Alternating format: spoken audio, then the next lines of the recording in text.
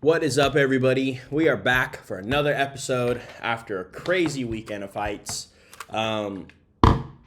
Let's just get straight into it. We're gonna make this one a little faster. We have a good amount of fights to talk about because this week's card is also very good. Last week's card was crazy, obviously, and then we got the big fight with Jake Paul and Nate Diaz. So we'll get to it. Nice and short and simple. My right ear's been clogged for like 4 days now, so it almost sounds like I'm covering my ear. It's gotten a little bit better. I've been doing all these remedies and stuff like that, but god damn is it annoying.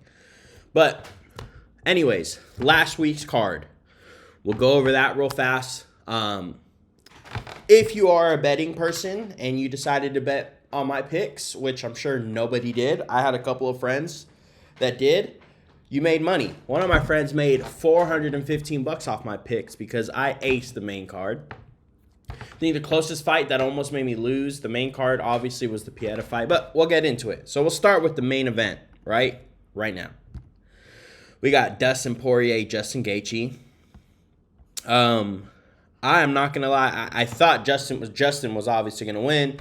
I thought there was gonna be, a finish. I didn't think they were gonna go. I did not expect Justin to finish Dustin Poirier with a head kick. I did not see that happening, and I'm not even gonna lie. Justin threw a head kick in the Tony Ferguson fight that landed. I remember watching like the after fight, and he was like, "Did you guys see I landed that head kick?" So like he was even surprised of himself throwing that head kick in that fight, and it became a thing where he did it in this one. It was the same arena, I believe, where Usman got knocked out with a head kick. And it was like the same exact thing. It was hidden behind a punch, just like how Leon Edwards did against Usman. So in the same building, teammates of the person that it happened to. So it's pretty crazy that it happened that way. But man, the crazy thing for me is I've seen a lot of people talking about, don't get me wrong, Dustin did have a good first round. He did. But no one's like giving credit, almost like as if, I don't want to say no one, but I've seen some outlets where they were just like, and Dustin looked so good that first round too. I'm like, dude, Justin, to me, when I was watching it, I was like, oh my God, Justin looks fucking good. And yeah, he did get caught, right? But he was smart. He just came right back into the pocket and was doing his thing, right? He wasn't like getting all crazy and stuff. I thought Justin looked so good, man, in that first round. And after that first round, I was like, Justin's winning this fight. I'm not going to lie. It's like, he's going to knock him out this round. But I was like, dude, Justin looks so good right now. He's going to win this fight. I had a really good feeling after that first round. I was like, man, he looks so good.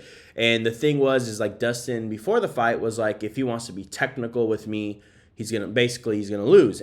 And, because Dustin is one of the best strikers and most technical guys.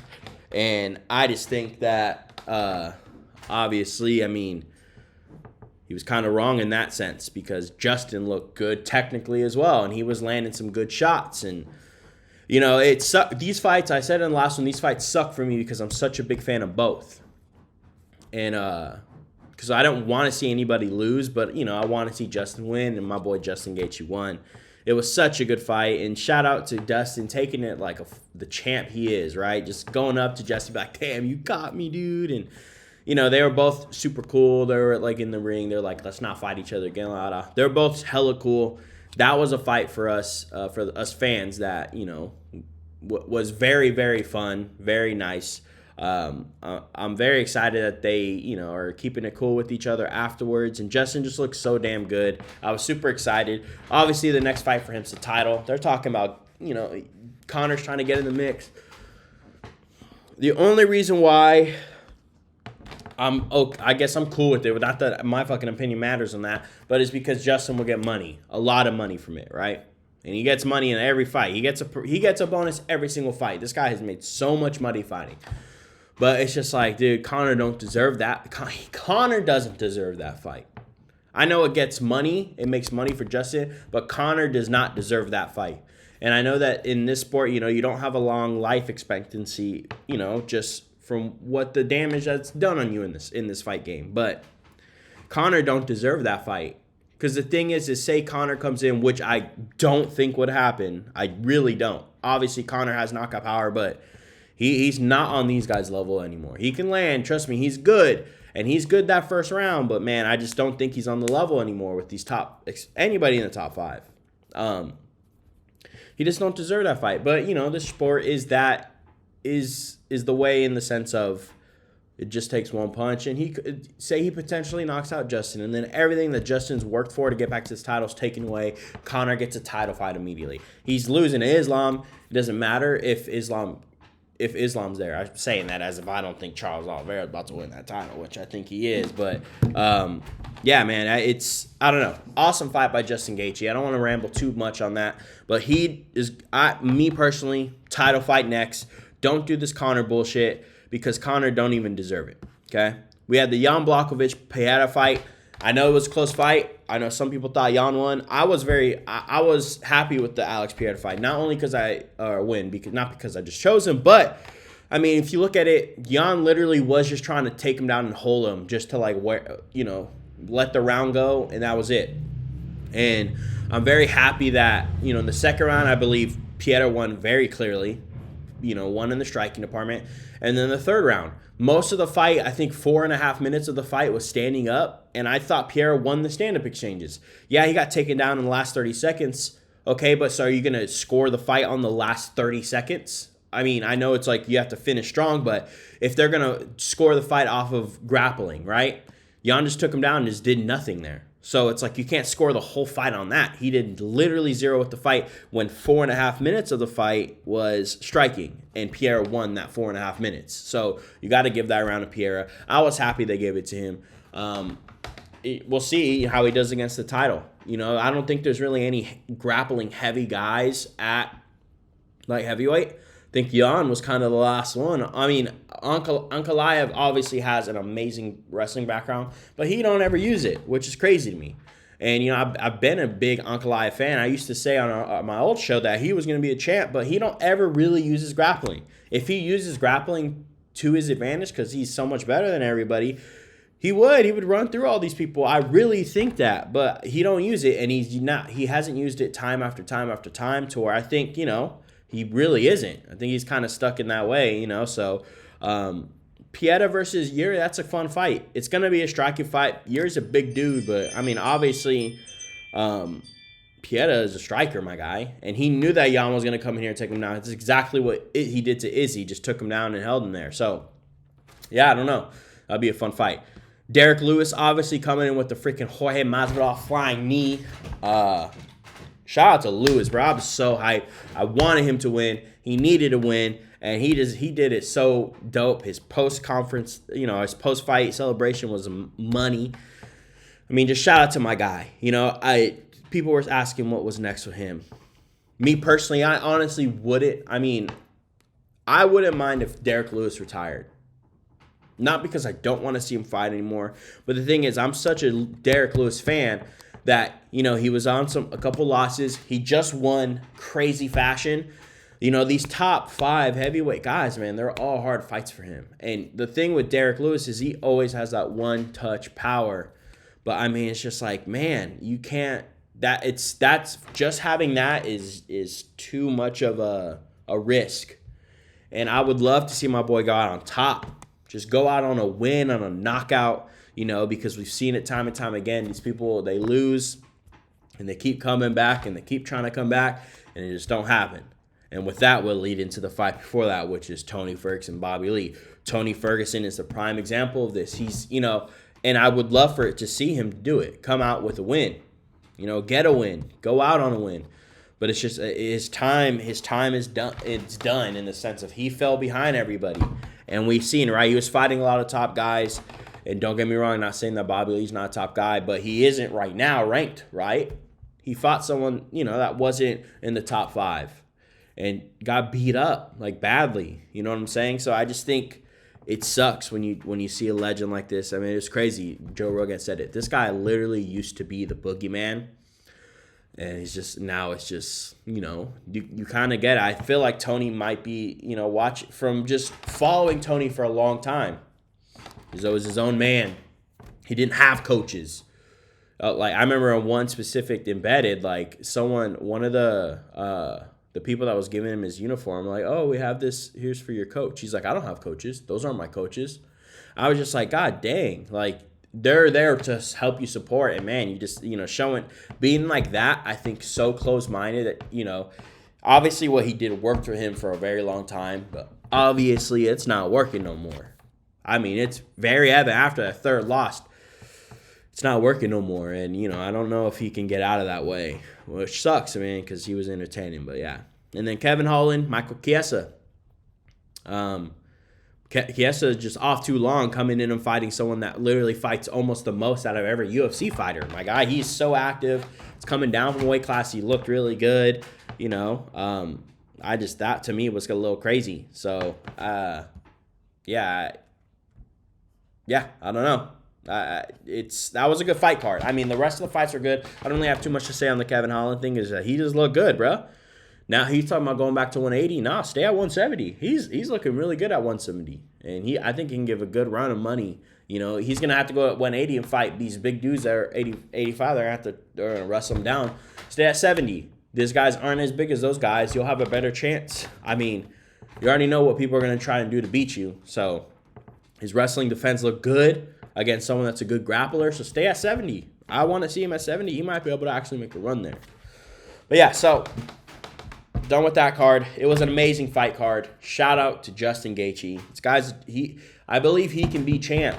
I'm a huge that's what I hate. I hate when some of my favorite fighters have to fight each other because unless he fights Islam's not really one of my favorite fighters. So I'll be hella happy. But I want Charles to win that fight, and then that means Charles will have to fight Gaethje, and that sucks because I'm such big fans of both of them. So yeah, but. Amazing fight card. What's crazy is that they're giving us a fight night tomorrow. That is absolutely stacked. I mean, if you are not watching this fight card tomorrow, I don't know what you are doing. But this is one of those fight cards. So if you're a fight fan, bruh, this is a fight card. They literally just built. I know it's not at the Apex or anything like that. So they made it to be crazy stacked. And it is, bro. And we'll get straight into it. You got Corey Sandhagen fighting Rob Font. It's at a catchweight because Rob Font is stepping in on short notice, which he's a G for because this is not an easy fight.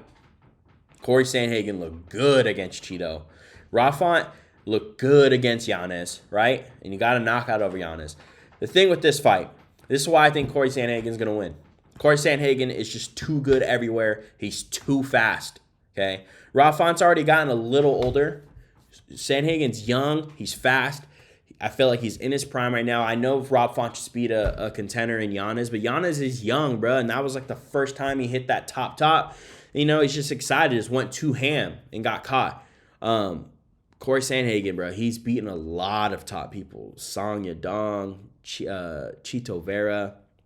I just think, man, like Sandhagen's on another level right now. I think we're going to see him fighting for the title soon. I think right now in everything, in boxing, in speed, I think Rob probably has the punching power over him. But like grappling, everything, Corey Sandhagen is just one step ahead than Rob. But shout out to Rob for taking this fight, giving us a banger fight, because this fight has everything in it to be a freaking banger of a fight. But I just think Corey Sandhagen's on a different level right now, and he's going to take this win. I don't see him finishing Rob. If he does, I think it's going to be overwhelming because of just the short notice. I think he might TKO. I think a TKO, not where he's like knocked him out or anything like that, but it's just going to be something where it's just overwhelming, and he gets him, finished that way. But yeah. Then we got Tatiana Suarez versus Jessica Andrade. Tatiana Suarez is going to be your next champ. That's all I'm saying right now. She was the woman version of Habib. That's what everybody was calling her. She is a freaking beast. She is a monster. She's gonna be she will be the champion. Obviously, Jessica Andrade is that one fight in that women division I feel like you gotta beat to get to that championship. And I'm happy she's getting this fight because Andrade has, that power. She can land and she can finish you with a body shot, knockout, whatever. I just think Tatiana Suarez is just going to go in there and grapple her and beat her on the floor. That's what it's going to be. I feel like it's going to be a Habib version fight. Tatiana Suarez will be your next champ. I feel confident in that. that she will be your next champ at strawweight. You know, her striking isn't the greatest, but she's been off for a while. So you never know. She might come back and she might have improved. Obviously, she's been away for a long time. So she probably is improved. Or she is improved. I mean, you can't not improve in that time. And I know she's training. So Tatiana Suarez take that. You got Dustin Jacoby versus Kennedy Nzechukwu. I believe that's how you pronounce it. Something like that. Obviously, that's not how you pronounce it. Somewhere like that. This is a cool fight because Kennedy has knockout power. He's fucking big. He's 6'5". But Dustin Jacoby, I've been a fan of Dustin since he got back in the UFC, man. I really like him. He fought Khalil. I'm a huge Khalil fan. I'm sure you've seen it even on the Super Rare page. We were at the ADC event. I took a picture with him. That was a close-ass fight, though. That could have went either way. He's good, man. His striking's really good. It just sucks because I feel like he never got... He was beating so much people, and they just wouldn't give him people that were ranked. They wouldn't do that. And it was always so crazy to me, man. But I think Dustin will take this fight. If he loses, he gets caught. But that's the only way. I feel like every other way he's better than Kennedy, and I think he will win that fight. You got Diego Lopez versus Gavin Tucker. Diego's the guy that came in on short notice, I believe, on the Alexa Grasso when she fought for that title. He came in and just looked like a monster, bro. I hope Diego Lopez is good. He's fighting Gavin Tucker, who's also very good. He's 13-2. I believe, yeah, he lost to Danny Gay. That was the fight. He got knocked out, and it was in the first round. It was hella quick. That was over 2 years ago. So this is a long time coming back from him. Diego Lopez has been active. I hope I hope Diego takes that fight. Tanner Bozes versus Aleska Kamor. I believe Alexa, he trains with like Stipe and them. I'm pretty sure he's out of like with that camp over there. Because Stipe used to be a big on him. Then you got Tanner Bozer. Both coming off losses. Tanner Bozer came down. He used to be heavyweight. He was good at heavyweight. I mean, it's just like he had the frame to go down to light heavyweight. So smart. I mean, you're fighting a little bit smaller guys. He has a lot of experience under his name. Yeah, damn, that is a hard fight. I'm gonna have to go Tanner. I think the experience is gonna be there for him. The experience. He's fought a lot of tough guys, even at heavyweight. And he looked in shape. He looked good in his last fight. I think he needs to trust his power more. I just think he don't. He's so bouncy, right? He's like pick and move. I think if he needs to start sitting down on his shots more because he has good footwork and stuff. So use that footwork, but then sit down on your shots. It's always like he's always trying to move, and it's just like obviously when that happens, you don't have as much power. And look, he is the favorite, so that makes sense. So yeah, and then you got Ignacio. Whatever, I'm not even going to try to pronounce his last name versus Ludovic Klein. These guys are both really... This is a really good fight right here. This, starting off the main card, banger of a fight. These guys are both so good, both good striking, both good grappling. Ignacio had that spinning back kick against Roosevelt Roberts. Amazing fight. I think this is your fight of the night. I think it's going to be a decision, honestly. I think... It's going to be a war, and I think it's going to go decision. So be on the lookout for that fight. Other than that, guys, this whole fight card is insane. Billy Quarantino, Damon Jackson, that's a good fight. Kyler Phillips, Rioni Barcelos, that's an amazing fight. Kyler Phillips is good as shit. Good. Really, really good. I'm telling you right now, he's going to be in the top in bantamweight. He's out of Arizona as well, too. He's going to be in the top mix. Jeremiah Wells versus Carlton Harris, that's a really good fight. Sean Woodson, the really tall, really long, good boxer in featherweight. He's like the tallest featherweight, too. Cody Durden versus Jake Hadley. Cody Durden's the one that made that race, all those racist comments that one time, so I hope he loses. I'm not a big fan of Jake Hadley either, but I hope Jake Hadley wins that fight. And then Ode Osborne, he's a cool dude. We met him for like a quick second at the PI. But yeah, that fight card is really, really good, man. I'm excited for it. And the next week is the big pay-per-view with Sean O'Malley and all them. So, we just have fights galore. But the big fight that everybody wants to talk about is Nate Diaz versus Jake Paul. This is why Nate Diaz is going to beat Jake Paul. Nate Diaz is relentless, obviously. He has a chin on him. We've seen him get hit by some of the biggest dudes and take it, eat it, right? I think he's been finished like once by TKO. And his boxing is good. Here's the thing with him. His boxing don't look good. I will say that, right? Not that it don't look good. It don't look pretty for people. But that doesn't mean he's not good at it. I think that's what people are getting misconstrued, right? They see it and, they say, oh, he's like a good boxer in MMA. No, he's a good boxer. I mean, it doesn't look pretty, but it's good. He's very long. He throws a lot of volume. And like I've said before, those guys that don't throw, it don't look pretty, right? It's unorthodox. Those are the motherfuckers that piece you up the most because you're not expecting it. And I know Jake Paul, here's the thing. I know it's like we have to be, not we have to be against, right? But a lot of us, guys that have been in the fight game for a long time, they're against, the whole YouTube and stuff like that. I'm not particularly against it. I'm starting to see it transform. A lot of people are starting to train, and that's cool to me because I've been a part of the sport for a long time. Not even a part of it, but also just into the sport for a long time. It started with boxing when I was very little. I found MMA, UFC, particularly UFC, when I was like 11 years old on Spike TV during summer. It just because I was able to stay up late and I was going through the channel. Spike TV came on. Instant fan. Changed me over from boxing to MMA, whatever. But it's cool that this is getting more people in. So I'm not against it. Obviously, the shit talk's annoying for me. If I'm not a fan of Conor because of all the shit talk, I mean, how the hell am I going to be a fan of Jake Paul? Especially when Jake Paul's done nothing.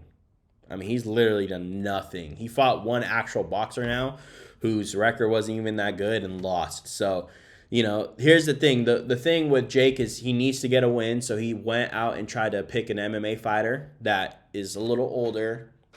And, we said I was confident that Anderson was going to win this fight and win that fight. But that was even me being ignorant into the fact that, I'm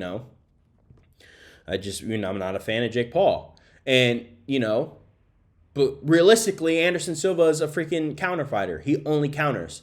And this is boxing. And a lot of his counters, he would use kicks to set stuff up, teeps, all that stuff. Couldn't do that when he was boxing Jake. So he was that was a disadvantage there because, obviously Anderson's good, but, he's fighting a young kid that was, has power and stuff like that. So I know it's the same with Nate. Nate never really, Nate has a tendency in some of his fights to just try and counter, do his thing, point his finger, all that type of stuff. But they're in a smaller spot. It's not an octagon, right? It's a boxing ring. I think once Nate gets hit a couple times, I think we're going to start seeing him turn it on. And he's very long. I think he's deceivingly long to people. He's able to fight at a heavier weight. I think he's going to have more power. And I think what he's going to do is he's going to use his length. He's going to use his long jab. He'll fight southpaw. It'll be a little different for him. He's going to use his long jab. He hides his cross really good behind his jab. And I think he's going to start tagging Jake a couple times. I don't know if he finishes Jake per se, but I do think we're going to see Jake lose another decision. I think once Jake starts getting tired, obviously he looks good for how long he's been doing it. You can't shit on him for that. He has been grinding. He has been working. But I feel like every time we see him get tired, obviously everything goes away. Right? Your fundamentals start to get a little bit more loose. Everything starts to fade when you get tired. And I think because Jake is technically still a beginner in this boxing game, he gets tired and we see oh, he's a beginner. You know what I'm saying? He is. He still is. Compared to these, if he wants to go fight boxers, he's a fucking beginner in the sport. And that's why he doesn't fight those guys. That's why he don't fight those boxers. That's why he fought Fury, because Fury is still kind of in that realm in the sense, right? His pro career, you hadn't really fought anybody, and he's fighting people that were 1 in 100 or whatever the fuck that crazy number was, So, but you still saw in that fight, once they started getting tired, he didn't look that good. And I just think once you get tired against Nate, I mean, there's no going back. You're in water with a shark, and I think, Nate's that shark that's been attacked by sharks, has all those scars all over him and all that shit like that. And he survived it, and he comes back, and he eats. You know what I'm saying? So I think Nate's going to win that fight. I think he'll do it kind of convincingly. I think the first couple rounds it might take him because he does like to chill. He likes to do his like talking and showboating and shit. But after, he will get hit a couple times. We'll see how he can take a Jake Paul hit. I feel confident that he will. I think he'll take the hit fine. So yeah, I'm excited for the fight. I'm definitely gonna watch it. I think if you're still against this whole like YouTube boxing, I don't think you should be. Obviously, I'm with. I don't really mess with the shit talk already.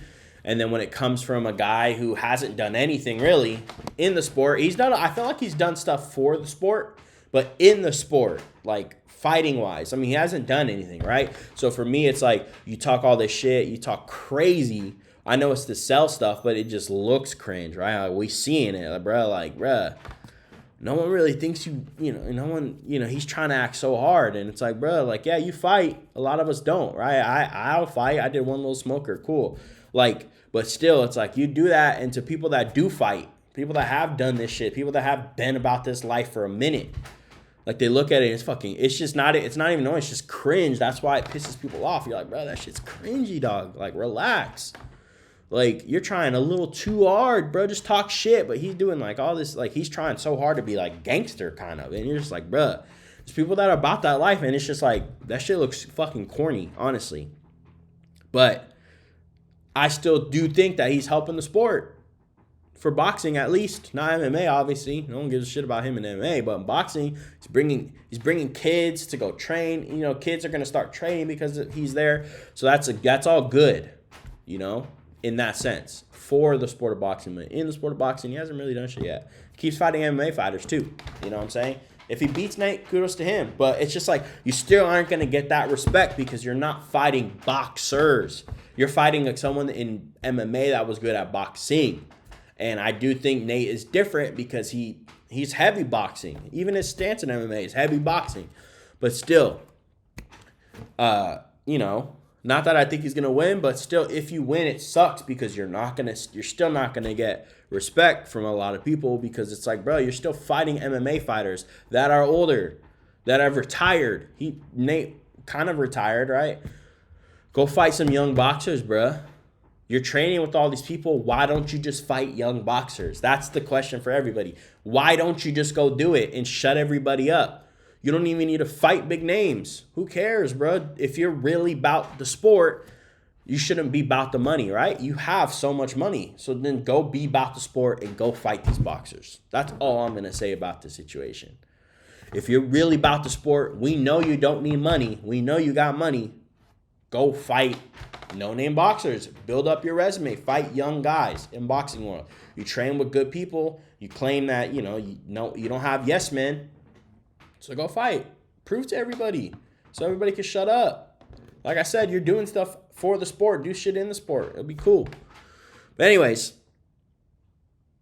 we got amazing fights this weekend. Please make sure you like, comment, subscribe. Tell me who you think's gonna win. If you think I'm wrong, if you think I'm right. And subscribe, bruh. But yeah, thank you guys for the support. We'll see you next week.